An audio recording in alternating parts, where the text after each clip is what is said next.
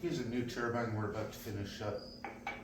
This will be for a 14-foot diameter rotor. So pretty sizable, powerful turbine.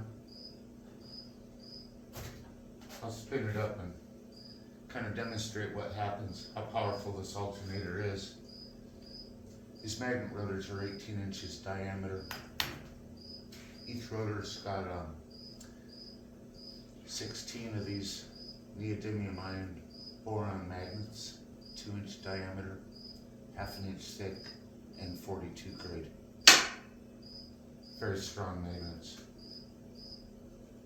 This is fun. This is a good alternator test. I'm just going to short one phase out.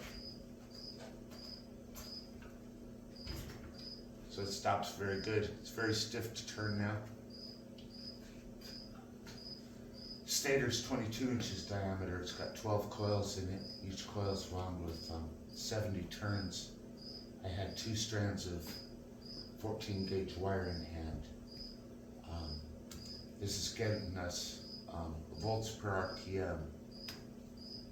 After I run the 3-phase output through a rectifier, I'm getting 50 volts, which is about good to charge a 48 volt battery. 50 volts at 110 RPM. I'll just walk around the machine real quick.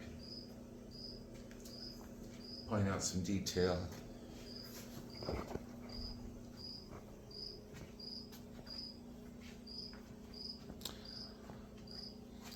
It's a number 42 spindle and a 5,500 pound trailer hub that makes up the bearings for this machine. Stator's held on with 6 studs, stainless steel. If they weren't stainless steel, the magnets would be attracted to this and we'd have a cogging problem. And the spindle's welded back here in this housing, which is just made of Schedule 40 pipe. Alternator's offset to the side of the tower here, right at 9 inches. This is angled to the side. Got 40 degrees from here, square to the wind, to here.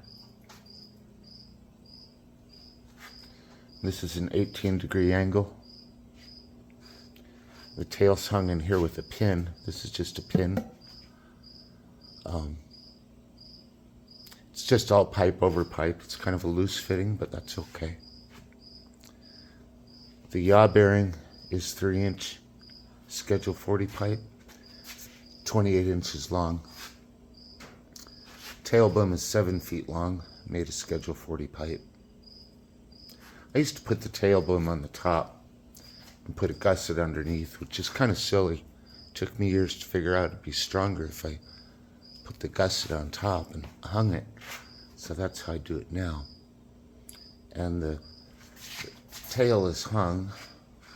It's held in this position by this chain. And that's adjustable, which is kind of nice in a machine like this that furls sideways. The machine always wants to turn this way because it's offset to the side of the tower. So the tail must poke out the other way at an angle to keep the machine square with the wind. And having some adjustment in there is nice. Should I notice the machine is running crooked to the wind, if the wind is coming from the camera and it's crooked, I can just lengthen the chain and put the tail out more to the side to compensate for that.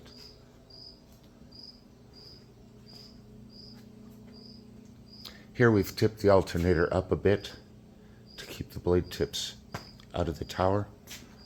It's kind of arbitrary. I usually shoot for about 5 degrees. I like to put gussets here. I put 3 on this one just to take up some of the torque. There is a load of torque trying to twist this stator off. This is plenty strong enough. If the machine was much bigger, I might go to a bigger stud here, but I believe 1/2 inch studs are good enough on this turbine. So at this point we have yet to finish the blades, and the tail vane is here.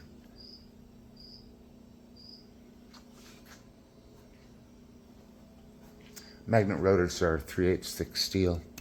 They need to be thick enough so that we don't really notice a magnetic field on this side at all. And 3/8 for this magnets this size, 3/8 is necessary.